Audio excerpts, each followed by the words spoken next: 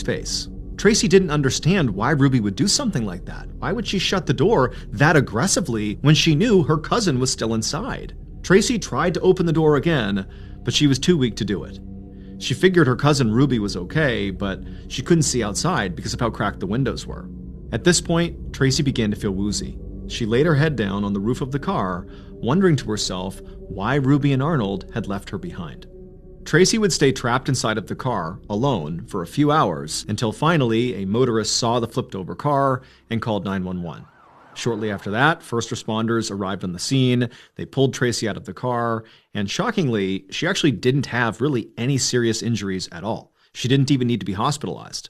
But rescuers could not find Ruby or Arnold anywhere. They were gone. And once rescuers had scoured the entire area around the crash site, the sheriff who was in charge of the scene started to wonder if Arnold and Ruby were not just missing. Maybe, he thought, they had fled. Arnold had been driving drunk, and all three of them were underage, and so the sheriff thought maybe Arnold and Ruby were scared to get in trouble.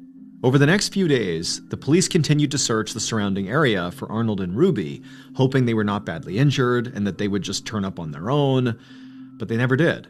And as the days turned into weeks, hope began to wane for the young couple. Their family and friends kept searching the area along 281 where the car had flipped, looking for any clue as to where these two had gone. But there was nothing. There was no trace of them. It was like Arnold and Ruby had gotten out of the car and just vanished. But in January of 1993, so 3 weeks after the crash, strange and conflicting reports of sightings began to trickle in. First, a woman came forward claiming to have seen Arnold, alive and well, at a New Year's Eve party. Now, the police doubted this claim, but this woman was insistent that she had seen Arnold, and they actually hooked her up to a lie detector test, and she passed the test. And so officials brought in guests from this party who this woman claimed were with Arnold, and they asked them, "Were you with Arnold?"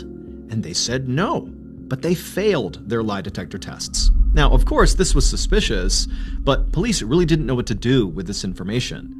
Assuming this woman's story was true, that she really did see Arnold, well, according to the details of her story, Arnold did not appear to be in any kind of distress. And even if he was in distress, the police still had no idea where he was, so how could they help him? Other locals came forward, claiming to have spotted Arnold around town as well. But nothing came of those reports either. Neither Arnold nor Ruby turned up. Months went by, and the case went cold. Until March 10th, when a driver was going down Highway 281 and they noticed a strange object in the drainage ditch next to the road. By now, the weather was much warmer than it had been on the day of the crash. So instead of snow and ice inside of this drainage ditch, it was runoff water, and the strange object was floating in it. The driver stopped his car, got out, and walked up to see what this thing was, and as soon as he saw it, he turned, ran back to his car, and called the police. Because what the driver had just found was a dead body.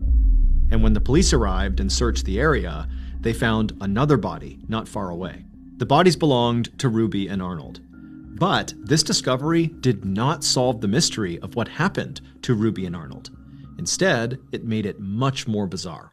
Because first of all, the bodies were found 75 feet away from the original crash site.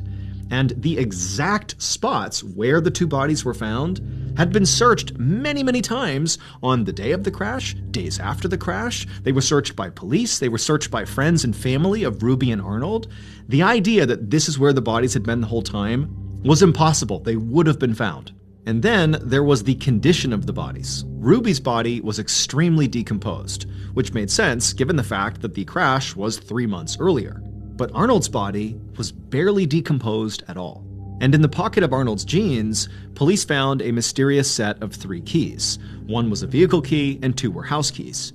But none of them opened any vehicle or building that Arnold was known to frequent, and nobody recognized them.